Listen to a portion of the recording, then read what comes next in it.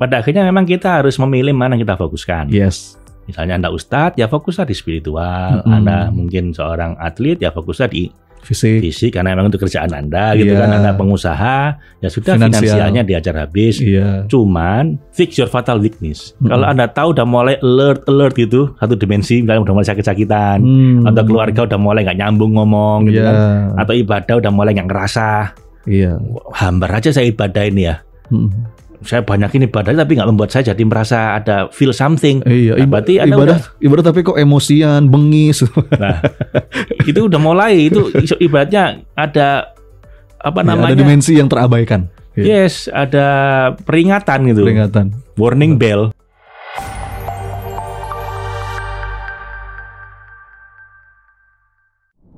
Termasuk nyimpan dendam, amarah gitu Pak ya. Itu Trauma. di dimensi ini ya, trauma. Ya, ada mungkin rasa kecewa yang dia sampaikan. Dan saya pernah dengar juga dari Pak Faiz, ternyata kesuksesan itu bukan obat depresi. Ya Pak ya. Jadi artinya kalau depresinya nggak diselesaikan, ketika seseorang itu sukses, itu malah depresinya makin kuat. Iya.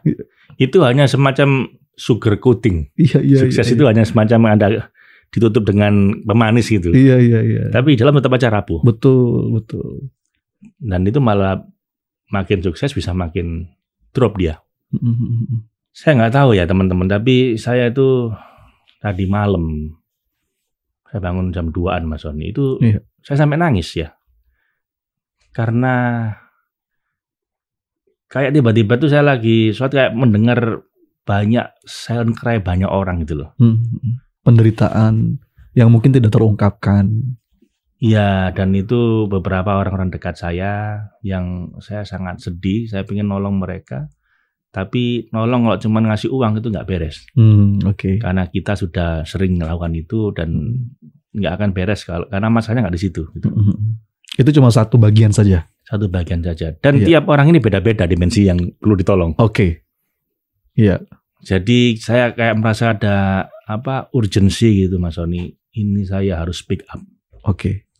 Ini saya harus ngomong ke banyak orang, tapi terutama juga harus ngasih diri saya sendiri supaya bisa jadi contoh yang baik tentang bagaimana kita bisa memperbaiki diri 7 dimensi ini. Secara simultan. Kita nggak harus sempurna di semua 7 dimensi. Tapi paling tidak kita punya kesadaran bahwa ini semua penting. Iya. Nah itu tuh Pak. Jadi mungkin pertanyaannya, apa bisa ya Pak kita baik di 7 dimensi itu? Apa ada orang yang sesempurna itu Pak Faiz? Bagaimana the golden rule-nya nih Pak untuk saat kita mengembangkan diri di 7 dimensi tadi? Setelah emosi berarti finansial tadi Pak ya? Finansial dan estetik. Yes. Ada 7. Iya.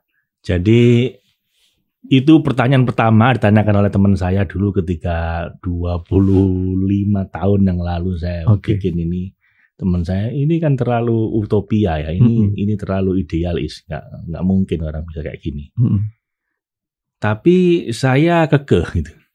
Ini pasti bisa. Karena saya sudah melihat kalau orang nggak kayak gini, itu akhirnya hidupnya berantakan pada akhirnya. Gitu. Jadi akhirnya saya ketemu tadi Tal Ben-Shahar tadi itu baru kayak punya teman gitu Mas. Ternyata bisa ini gitu ya. Terbukti secara ilmiah.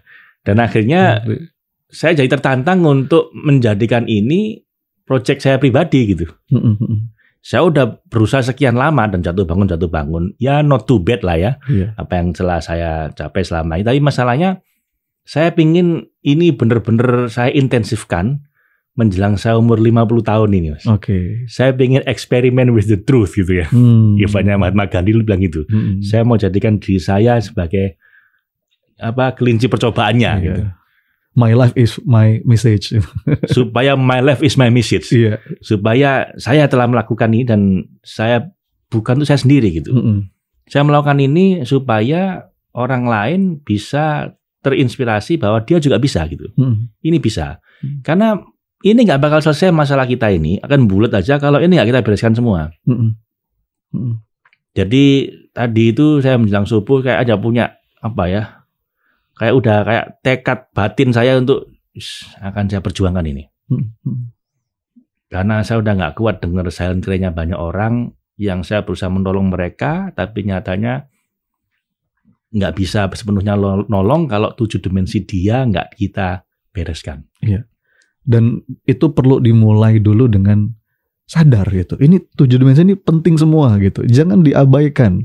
Kita mesti take care gitu ya setidaknya. Kita fokus pada kekuatan ya. Saya ingat rumus dari Pak Faiz tuh, focus on your strength. Kita fokus pada kekuatan. Mungkin dari 7 dimensi itu ada satu yang kita kuat di sana, tapi jangan abaikan yang lain gitu, Pak.